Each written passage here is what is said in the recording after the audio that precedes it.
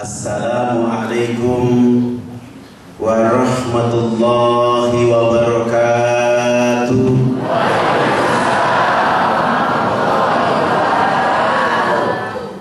Innal hamdalillah nahmaduhu wa nasta'inuhu wa nastaghfiruh wa na'udzu billahi min shururi anfusina wa min sayyiati a'malina.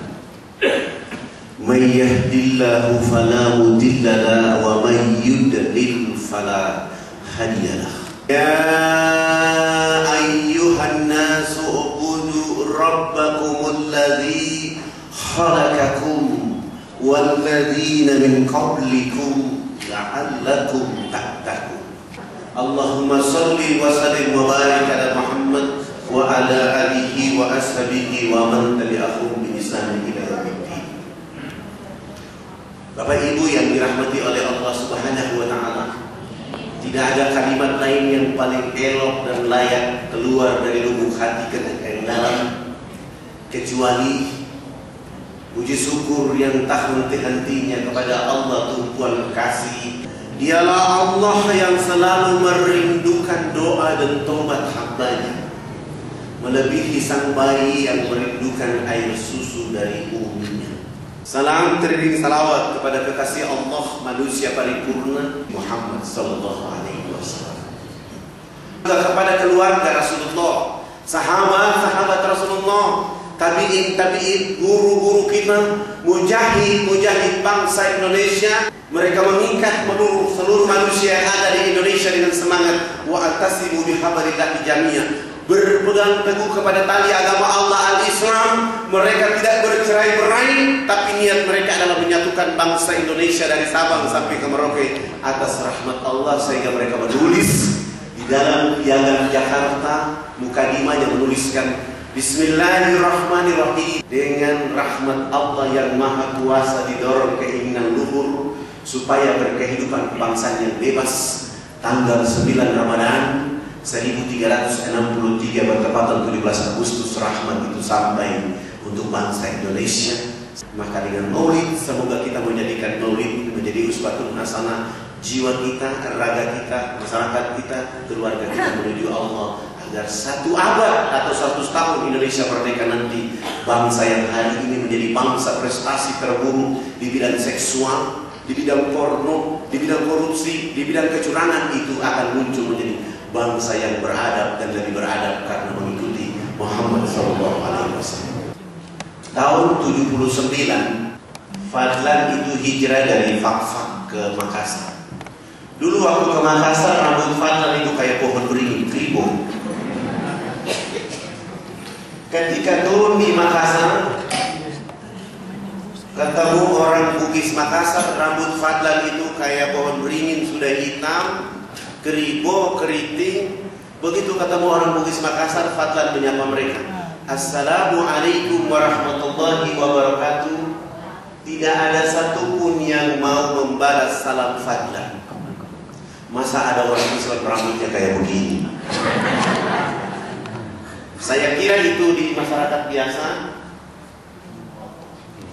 Ketika saya masuk sholat di masjid, pengurus DKM memerintahkan orang tertentu tidak boleh sholat, sholatnya ditunda. Dia bertugas mengawasi saya mulai dari wudhu sampai sholat sunnah. Saya juga berpikir bahwa mungkin mereka tidak tahu sejarah. Ketika mengikuti mata kuliah agama Islam, di ruangan mata kuliah agama Islam itu semua orang ganteng, gagah, rambutnya lurus, badannya putih. Saya sendiri yang mengotori ruangan mata kuliah hari itu. Karena dosen ini kaget melihat saya rambut keriting, hitam, dan teman-teman mahasiswa menyatakan kepada dosen, Pak, jangan dulu mengajar mata kuliah agama Islam karena di ruangan ini ada orang dari India. Akhirnya dosen berdiri dan menyatakan, yang merasa bukan Islam silakan keluar, karena hari ini mata kuliah agama Islam. Saya tidak mungkin keluar. Tapi dosen berdiri dan mengusir saya dari ruangan itu. Keluar! Saya, Pak, iya kamu keluar. saya baru sadar saya dimaksud oleh dosen dan teman-teman mahasiswa. Akhirnya saya maju di depan kelas, saya bilang sama dosen, sebelum saya keluar dari ruangan mata kuliah agama Islam, saya mohon dosen dan teman-teman mahasiswa menjawab 3 pertanyaan saya. Sesudah itu saya keluar. Pertanyaan yang pertama adalah, apakah agama Islam itu hanya untuk orang Bugis, Makassar dan Arab saja, ataukah agama Islam itu rahmat untuk seluruh alam raya? Pertanyaan yang kedua, siapakah sahabat Nabi, rambutnya keriting, badannya hitam keling, suaranya merdu? Yang ketiga, sebelum saya tinggalkan ruangan mata kuliah agama Islam, saya minta tolong kepada dosen, tolong bawa Al-Quran keliling kami dalam ruangan ini. Saya ingin melihat dan mendengar saudara saya rambutnya lurus, badannya putih membaca Al-Quran. Sesudah itu saya keluar. Dosen tidak menjawab pertanyaan pertama dan kedua, tapi langsung membawa Al-Quran mengelilingi kami dalam ruangan. Di depan muka saya minta Al-Quran. Dosen pun tidak mau kasih saya Al-Quran. Saya bersabar sampai mahasiswa urutan 45, 46. Saya tunggu apakah saya dikasih Al-Quran atau tidak. Ternyata dosen tidak kasih Al-Quran dan saya merampas Al-Quran dari tangan dosen. Begitu saya rampas, saya buka surat dalam Al-Quran. Allah kasih surat yang saya baca adalah surat Al-Hasyr, yang artinya pengusiran. Saya begitu lihat surat Al-Hasyr, saya bilang, subhanallah, mungkin karena tadi saya diusir oleh dosen dan teman-teman mahasiswa, Allah tunjukkan judul surat yang bernama Al-Hasyr.